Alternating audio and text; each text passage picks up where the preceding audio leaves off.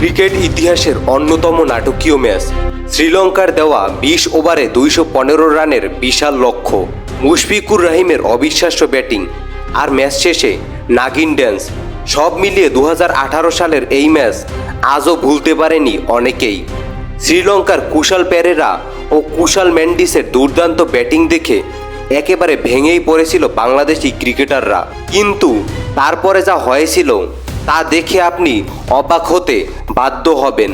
৪.৫ ফিটের মুশফিক যে এতটা ভয়ঙ্কর হবে তা কখনো ভাবতেই পারেনি শ্রীলঙ্কার প্লেয়াররা।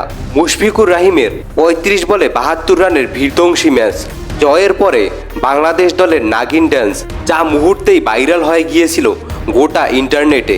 চলুন ফিরে যাই সেই ২০১৮ সালের বাংলাদেশ বনাম শ্রীলঙ্কার এই অবিশ্বাস্য ম্যাচে। ম্যাচ শুরু করার আগে টসে গেল বাংলাদেশের ক্যাপ্টেন মাহমুদুল্লাহ রিয়াদ এবং শ্রীলঙ্কার ক্যাপ্টেন তিশারা পেরেরা। টসে মাহমুদুল্লাহ জিতে যায়। মাহমুদুল্লাহ একটু চিন্তা করে বোলিং করার সিদ্ধান্ত নেয়, কিন্তু মাহমুদুল্লাহ জানতো না সামনে কি হতে চলেছে। তিশারা পেরেরা ব্যাটিংয়ে নামিয়ে দেয় ধানুশকা গুনাথিলাকা এবং কুশাল মেন্ডিসকে। এদিকে বাংলাদেশের হয়ে বোলিংয়ে আসে তাসকিন আহমেদ। তাসকিন ওভারের প্রথম বলটা একটু ভালোই করলো, কিন্তু পরবর্তী ৫টি বলে ১টি ৪ এবং ১টি ৬, টোটাল ১ ওভারে ১৩ রান খেলেন তাসকিন আহমেদ। দ্বিতীয় ওভারে বলে আসলো কাটার মাস্টার মুস্তাফিজুর রহমান। মুস্তাফিজ ওভারের ৪টি বল বেশ ভালোই ডেলিভারি করলো, কিন্তু পরবর্তী বলটা অফসাইডে থাকা প্লেয়ারের মাথার উপর দিয়ে উড়িয়ে দিল। ২ ওভারে শ্রীলঙ্কার রান দাঁড়ায় ২৩। একের পর এক বোলিং আসে, কিন্তু সেদিন যেন কেউই শ্রীলঙ্কার প্লেয়ারদের সামনে দাঁড়াতে পারছিল না। প্রত্যেক ওভারেই ১০-১৫ রান করে নিচ্ছিল শ্রীলঙ্কার প্লেয়াররা। ৪ ওভারে শ্রীলঙ্কার রান দাঁড়ায় ৫২। পঞ্চম ওভারটায় যেন শ্রীলঙ্কার জন্য বিপদ নেমে আসলো। ওভারের দ্বিতীয় বলেই মুস্তাফিজ ধানুশকা গুনাথিলাকার অফ স্টাম্পটি উড়িয়ে দেয়। ১৯ বলে ২৬ রান করে প্যাভিলিয়নে ফিরে ধানুশকা গুনাথিলাকা, কিন্তু এই উইকেটটা ফেলে কোনো লাভ হলো না বাংলাদেশের। কুশাল পেরেরা ব্যাটিংয়ে নেমে একের পর এক এমন শট খেলছিল যা দেখে বাংলাদেশি সবাই রীতিমতো অবাক হয়ে গেছিল। এদিকে কুশাল মেন্ডিসও ২৬ বলে ৫০ তুলে ফেলে।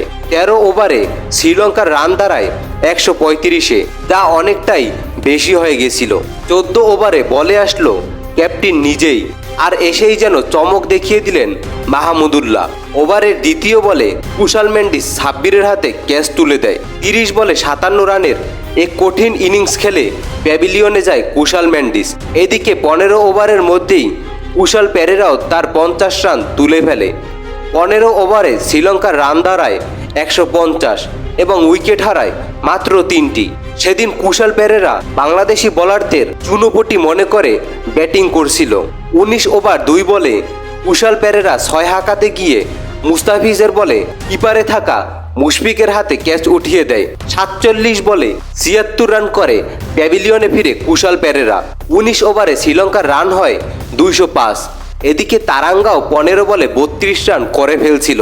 ২০ ওভার শেষে শ্রীলঙ্কা বাংলাদেশের সামনে ২১৪ রানের একটা পাহাড় দাঁড় করিয়ে দিয়েছিল। শ্রীলঙ্কার প্লেয়াররা মনে করেছিল বাংলাদেশ টিম এটা কখনোই পারবে না, কিন্তু তারা তো জানতো না সামনে কি ঘটনা ঘটতে চলেছে। ব্যাটিংয়ের জন্য প্রস্তুত বাংলাদেশ দল। বাংলাদেশের হয়ে ব্যাটিংয়ে নামলো তামিম ও লিটন এবং শ্রীলঙ্কার হয়ে বোলিংয়ে আসলো সামিরার প্রথম ওভারে একটি সিঙ্গেল এবং একটি ৪ মেরে বাংলাদেশের প্রথম ওভারে রান হয় ৮। দ্বিতীয় ওভারে বোলিংয়ে আসে আকিলা। লিটন আকিলাকে এই ওভারে একটি বিশাল ছক্কা ও একটি ৪ মারে। বাংলাদেশের ২ ওভারে রান হয় ২০। পরের ওভারগুলোতেও বাংলাদেশ যেভাবে ব্যাটিং করছিল সবাই যেন অবাক হয়ে বাংলাদেশের ব্যাটিংয়ের দিকে তাকিয়ে রয়েছিল। প্রতিটি ওভারেই লিটন আর তামিম একের পর এক ৪ ছক্কা মারছিল। ৫ ওভারে বাংলাদেশের রান দাঁড়ায় ৬৫।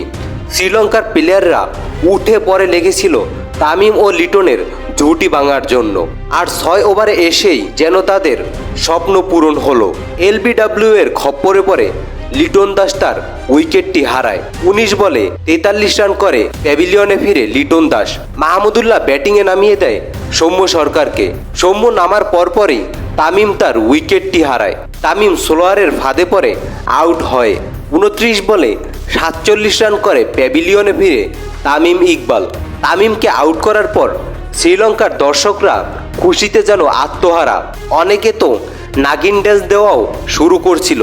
এদিকে বাংলাদেশের 10 ওভারে 100 রান হয়ে গিয়েছিল এবং উইকেট হারিয়েছিল 2টি। তামিম আউট হওয়ার পর ব্যাটিংয়ে নামলো মুশফিকুর রহিম। আর মুশফিক নামার পর শ্রীলঙ্কান বোলারদের উপর এমন অত্যাচার শুরু করবে তা কখনো কেউ কল্পনাও করতে পারেনি। প্রত্যেকটি ওভারেই 4 ছক্কা ছিল মুশফিকের। মুশফিকের সাথে সাথে সৌম্য 4 ছক্কা মারতে চেয়েছিল, কিন্তু তা আর হলো না। সৌম্য ক্যাচ উঠিয়ে দিল বলারের হাতে।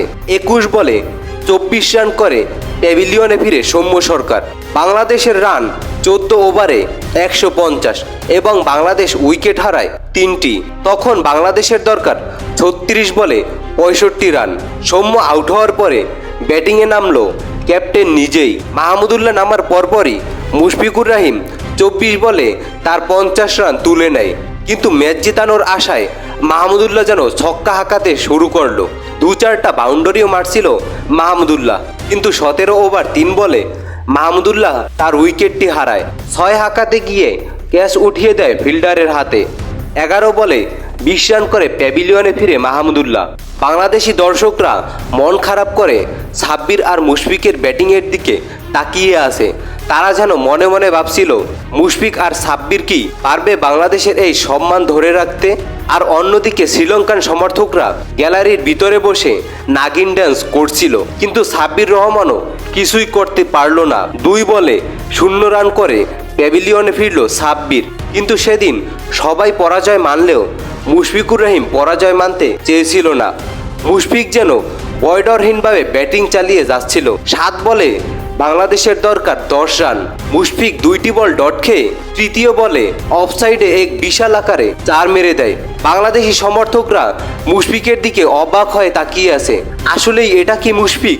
কেউ কল্পনাই করতে পারছিল না যে মুশফিক এইভাবে শ্রীলঙ্কানদের অপমানের জবাব দেবে। বাংলাদেশের দরকার 4 বলে মাত্র 3 রান, উইকেট হাতে এখনও 4টি। পরবর্তী বলটাতেই 4 মেরে দেয় মুশফিকুর রহিম এবং বাংলাদেশ ম্যাচটি জিতে যায়।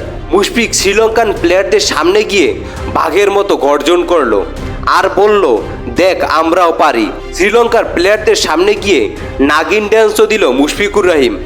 এই দিনটার কথা শ্রীলঙ্কান প্লেয়াররা কখনোই ভুলতে পারবে না এবং ভুলতে পারবে না বাংলাদেশি সমর্থকরাও।